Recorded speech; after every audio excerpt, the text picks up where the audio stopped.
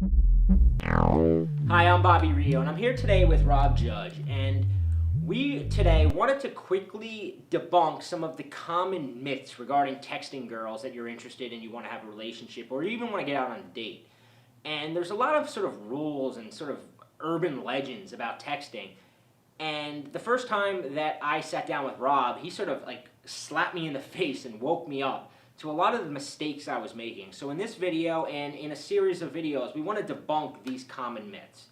And the first one, which Rob kind of woke me up to because I was hugely guilty of this, was this idea that there is a specific amount of time you have to wait before texting a girl. And this idea that time was really important when it came to texting women. So give them a little bit of an example of what you told me the first time we sat down and talked about this.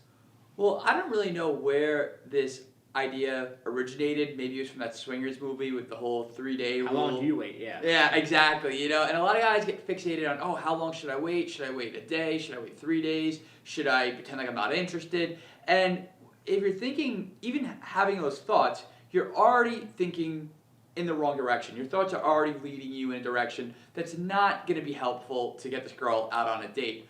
The way you should be thinking about it is, what am I going to text? Because the content of your text is much more important than the timing of the text. So de-emphasize this idea of timing. That's like step number one, is don't even, you should be texting a girl. If you get her number, you could text her later that night if you want, or the next day. You don't want to text her too much, but the timing of when you text her, it really doesn't matter that much. If the first message is good.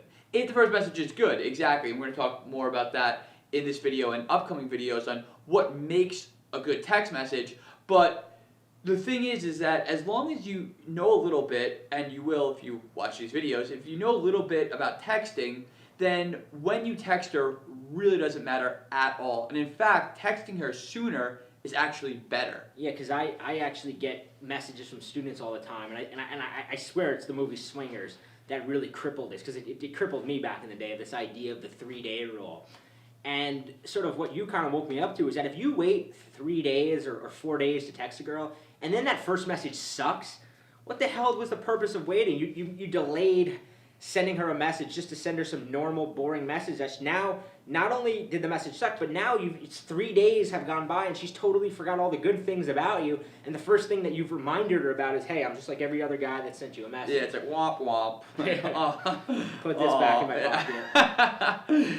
Yeah, and that's the unfortunate thing, is just a lot of guys get more fixated on that idea of like waiting. They think that it's increasing her attraction, or it's making them mysterious, and really what it's doing is it's just making her realize that this is a guy that she's never going to meet up with.